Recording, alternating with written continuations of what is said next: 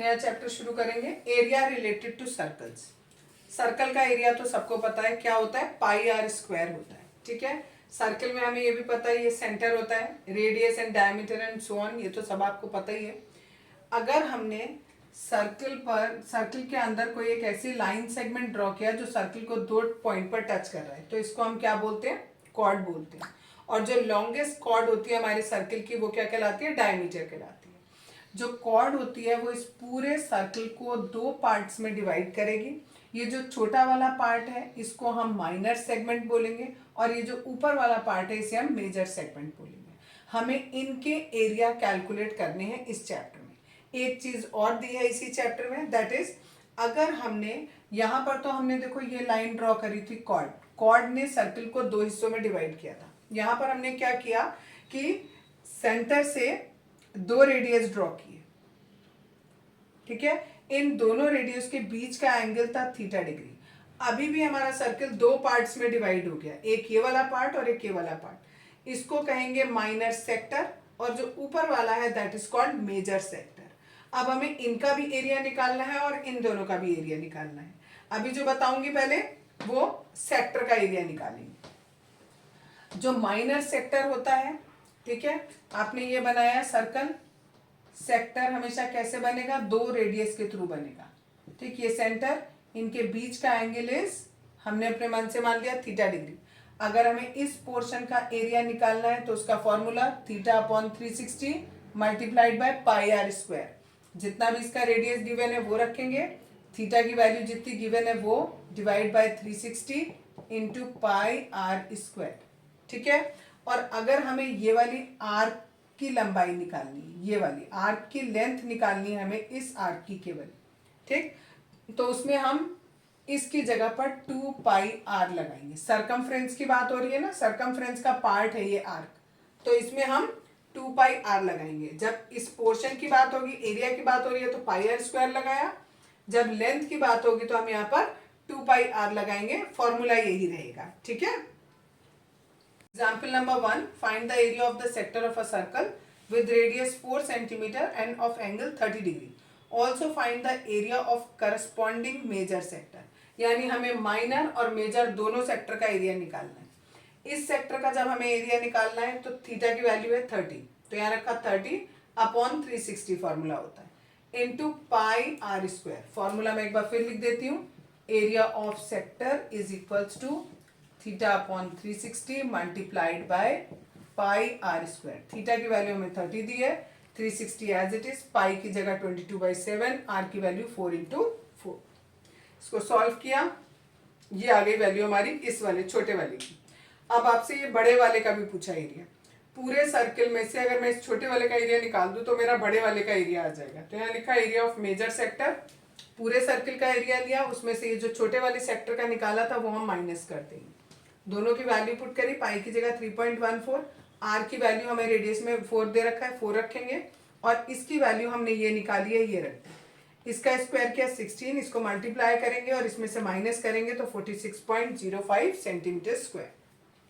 Example number 2, find the area of the segment A Y B. A Y B, इस segment का area हमें चाहिए। कैसे करेंगे पहले वो समझो। ये जो हमारा सेक्टर है, पहले हम इस सेक्टर का निकालेंगे सेक्टर वाले फॉर्मूले से, इस ट्राइंगल का निकालेंगे।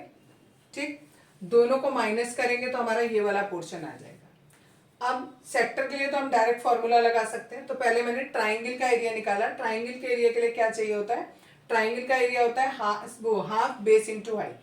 ये ट्राइंगल मैंने यहाँ पर बना लिया।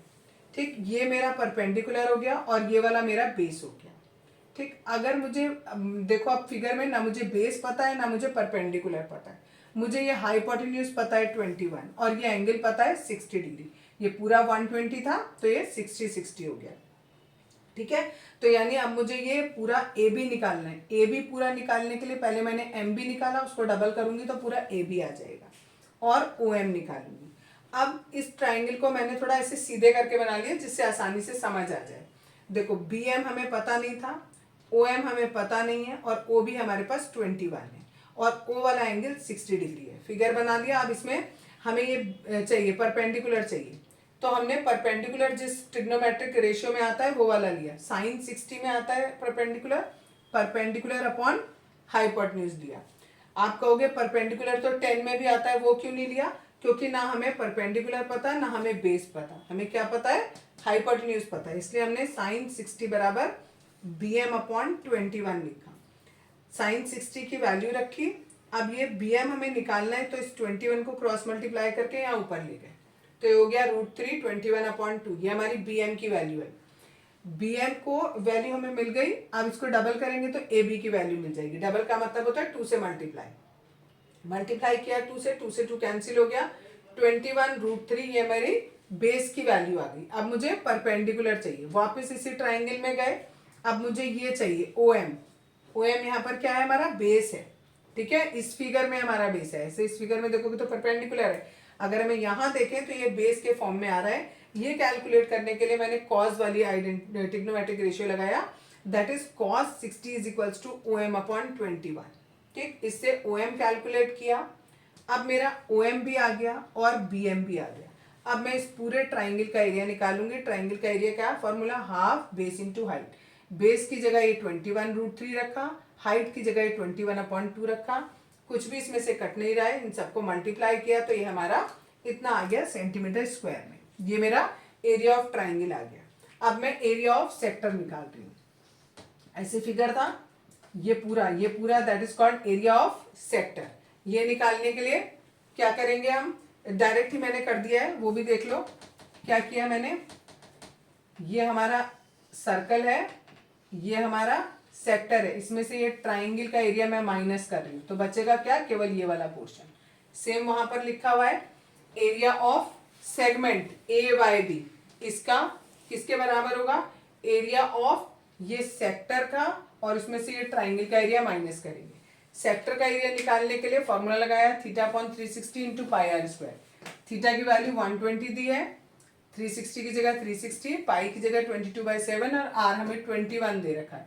आर पे स्क्वायर है तो 21 इंटू 21 किया, और माइनस एरिया ऑफ ट्राइंगल करना। एरिया ऑफ ट्राइंगल हमारा ये आया था, ये हमने वैल्यू यहाँ पर रख दी। इसे सॉल्व किया, 462 आया, माइनस दिस, इसमें से कॉमन ले लिया ये, तो हमारा ये आंसर आ गया। अगर आप कॉमन नहीं भी लेते हैं कोई बात नहीं, इतना भी छोड़ते हैं, देन इट इज ओके।